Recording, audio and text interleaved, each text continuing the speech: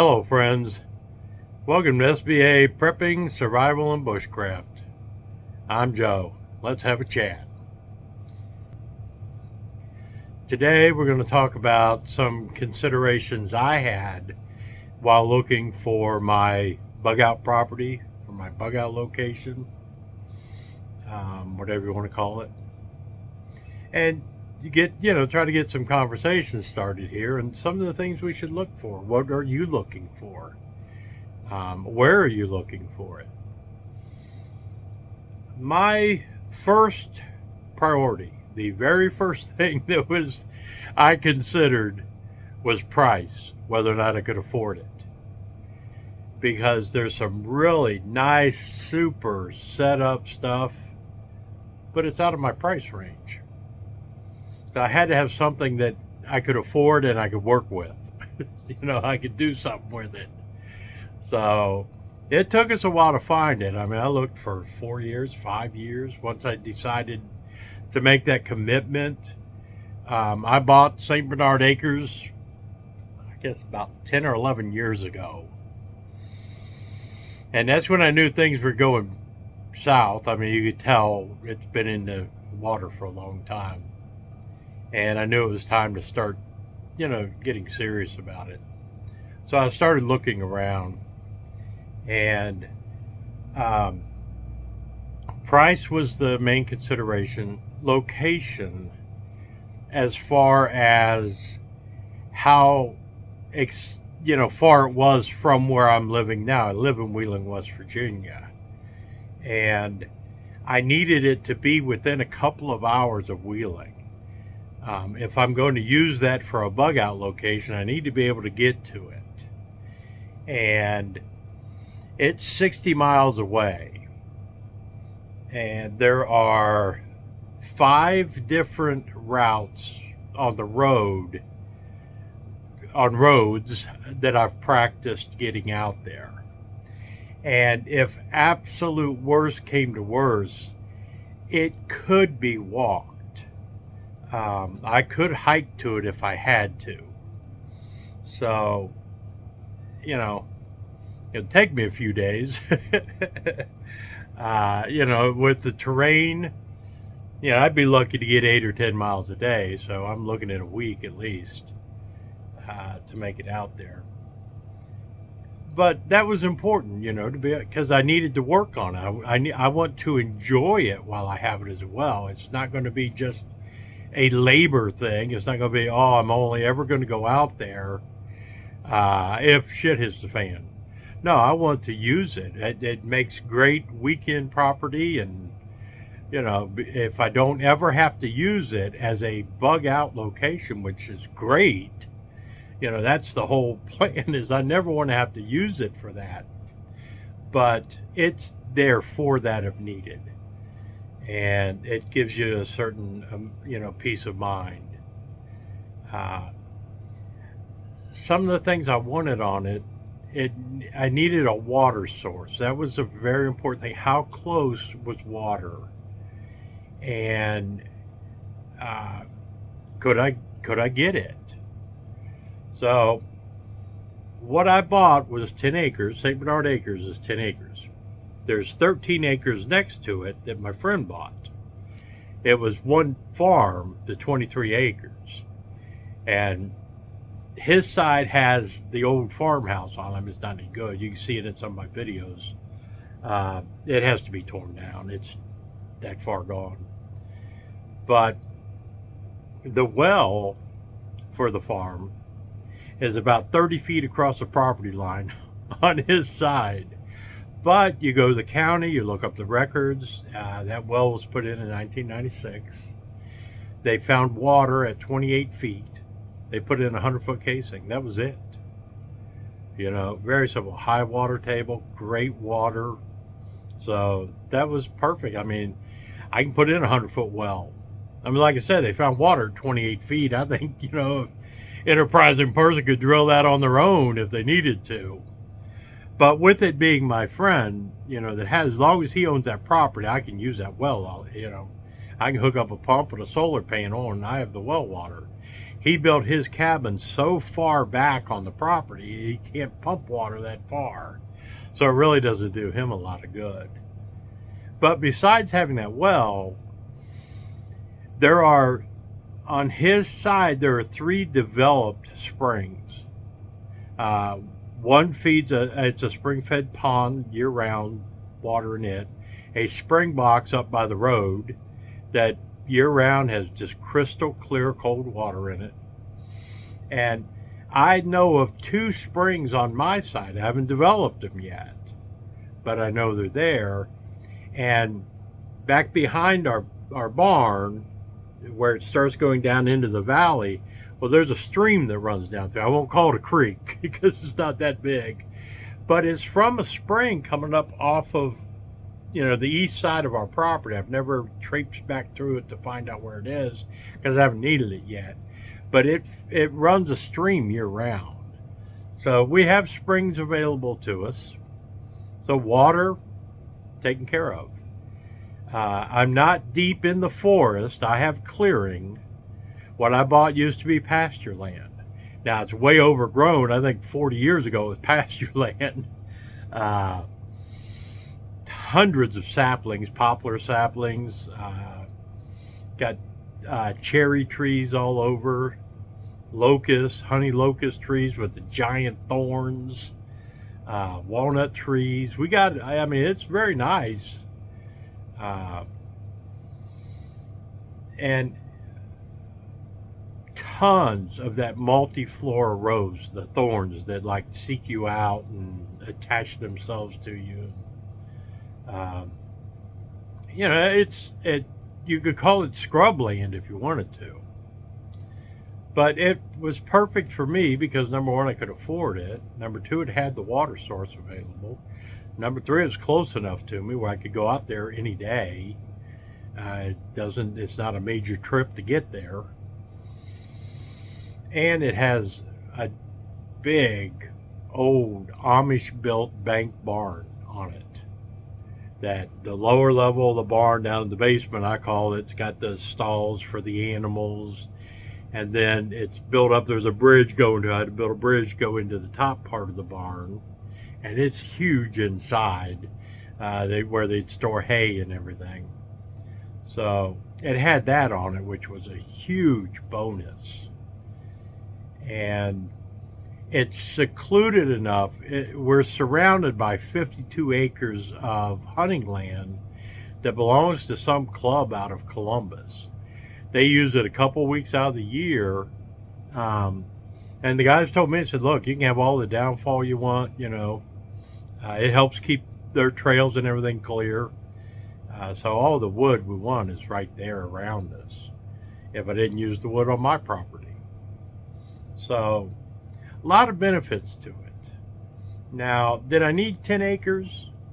I was looking at 20 acres, 30 acres, 40 acres. I figured as much as you can get, the better off you are.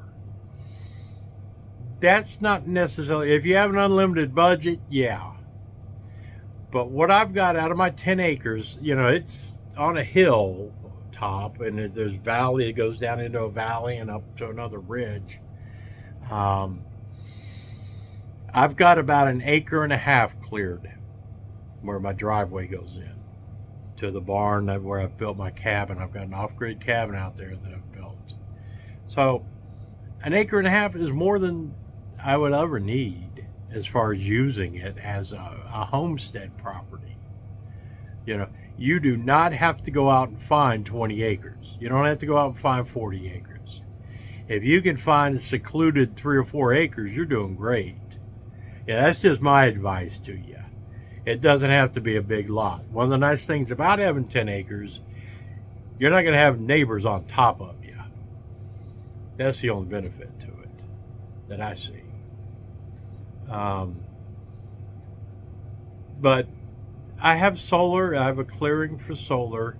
Now, one of the reasons for buying it also, not only is a bug out location in case something happens, but at some point I would like to retire out to there and live there permanently.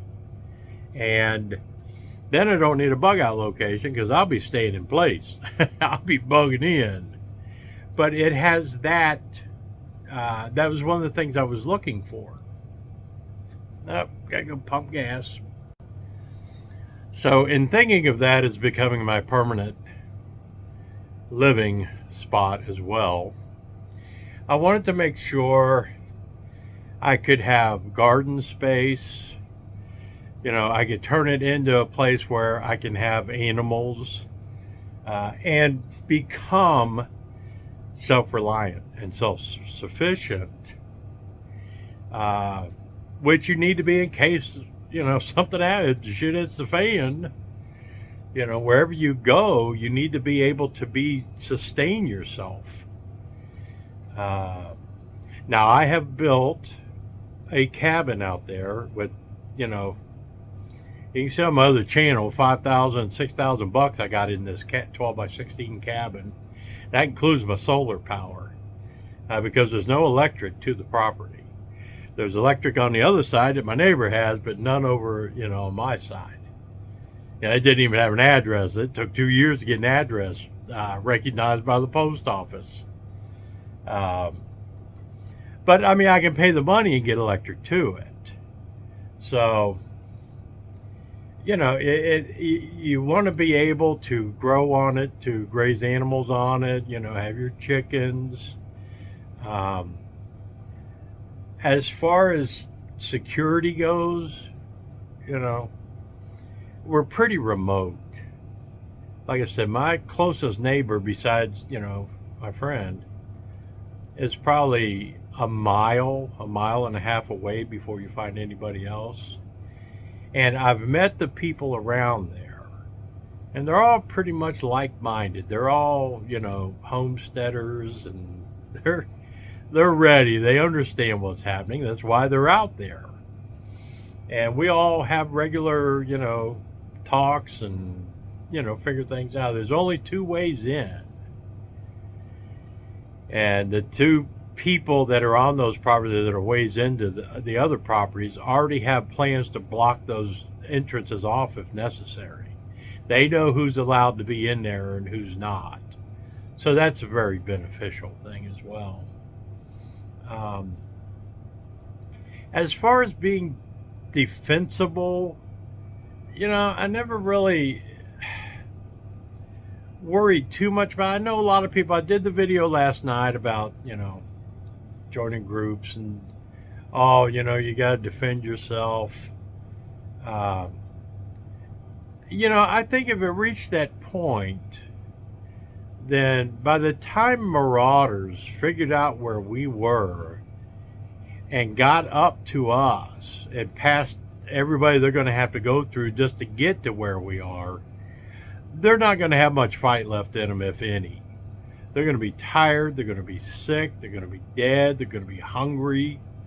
I don't think I have to worry too much about it. I don't need 24-hour guards walking the property.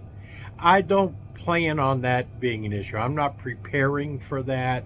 That's why I'm not worried about having a group. These people that are going to be doing the marauding, those people, they don't know what they're doing. They're not prepared for that. If they know where somebody is, then they be there immediately. That might be a different story. But it's going to take a long time before they get out to where we are. I got 3 miles of dirt road just to get back to the road that I'm on. And I can hear anybody. If somebody tries to come up our property, we're going to hear them screaming and yelling because all the thorns. So yeah, the security is not the main concern as far as I'm concerned. We're in a great spot, and it's very defensible. My neighbor and I were talking about that. We put catwalks up in that barn is one of the highest points in the county. I can see everything from the top of that barn. I love it because I put a couple wind turbines up on the ends of that barn. There's constant wind up there. So, But that wasn't a major consideration for me. Now, maybe for you. Maybe you want that group thing so that you have, dedicated people to security. I don't see that happening.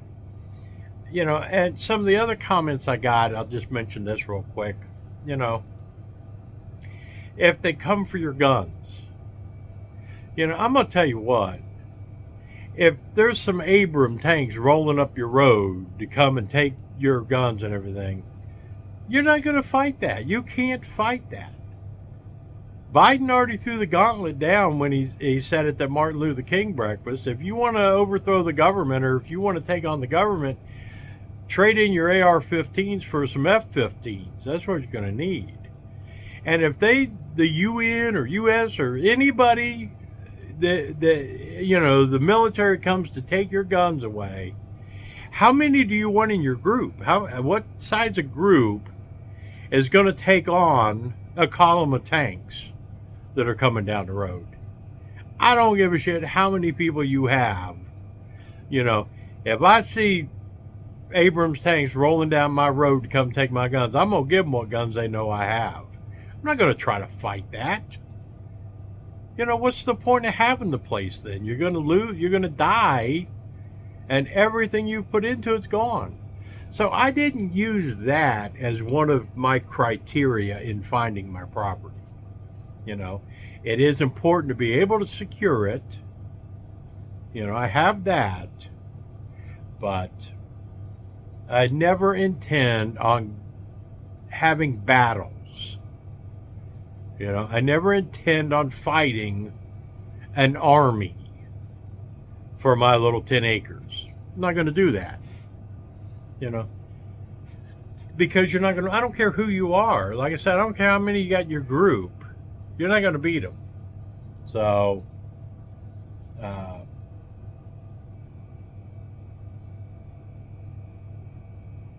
that's just the way it works.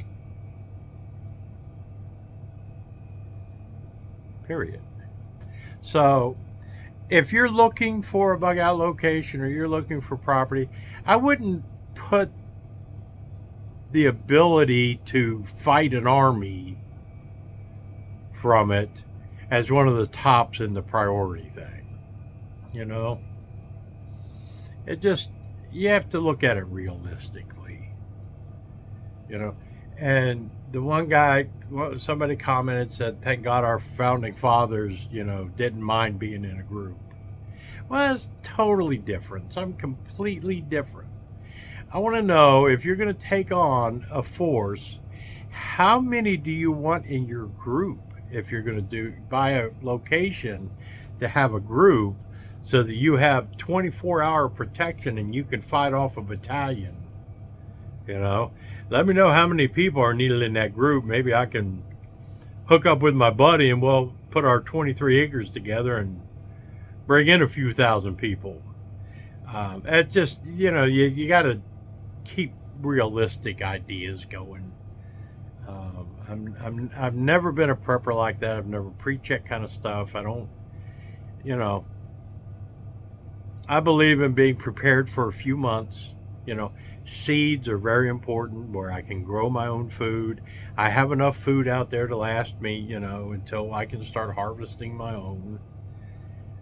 We have deer out there, plenty of deer, turkey, rabbit, squirrel. I mean, everything's there that we can hunt. But I also will have goats. I'll have, guy down the road from me, down the hill, he has cattle. So we already, he's going to supply meat for people. We can barter for meat from him if it reaches that point. We're going to have flocks of chickens. That's going to be our big thing. And we'll be able to supply everybody with eggs. So, we've kind of set up things like that already. Not in a formal sense, but hey, we're going to have this. If we reach that kind of a lockdown where we have to be self-sustaining and just be out there in our little hill, then we all have our things, but, nobody's required to do anything. It's just we're neighbors. So, Anyway, the criteria to look for, the things you need to look for in buying your property, right? Proximity, price, resources. You know, can it be developed into more later? You know, if you think shit's going to hit the fan, you're going to be living there permanently. Is there enough room? Is there enough room to garden? Is there enough room for water? Is there enough room for building a place to live? You know, I don't want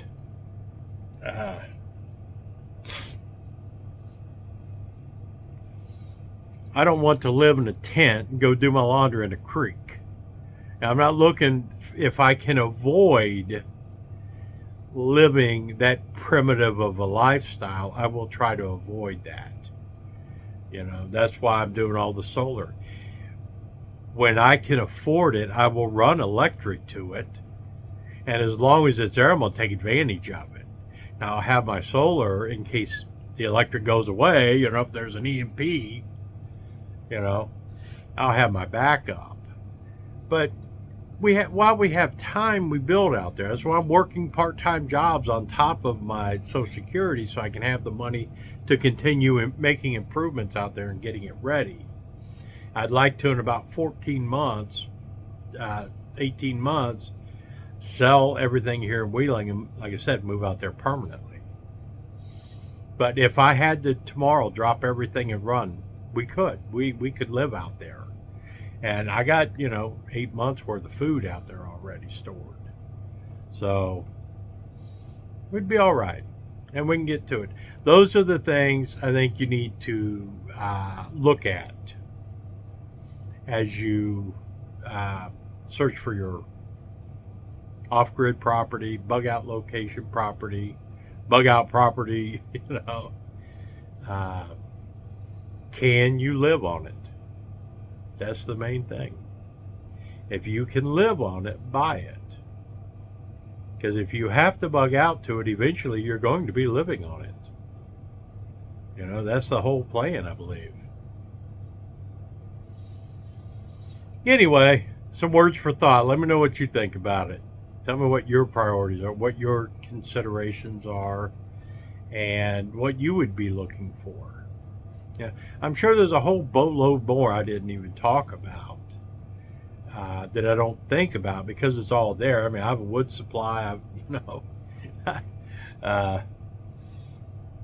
food, water, shelter. It's all there. I love having that barn. Got a giant freaking barn. I could live in that if I had to. So yeah, there's an awful lot going on at St. Bernard Acres. I got very, very fortunate when I bought it. But I hope you can find some. If you're looking for it, I hope you can find it. If you got any ideas, if you want to know where I found, if you want to know if anything's around, I can post stuff that's available around me. I'm in East Central Ohio in Guernsey County. That's where St. Bernard Acres is. I call it St. Bernard Acres because I've had St. Bernards forever. When I bought it, I had St. Bernards, so it just became St. Bernard Acres. That's the only reason why it's called that. But it's been fun. I hope you enjoy it. I hope you like the channel. Help me get this thing going and see where we take it. Because we're going to have fun on this channel too. This is Joe with SBA Prepping, Survival, and Bushcraft. I'm out.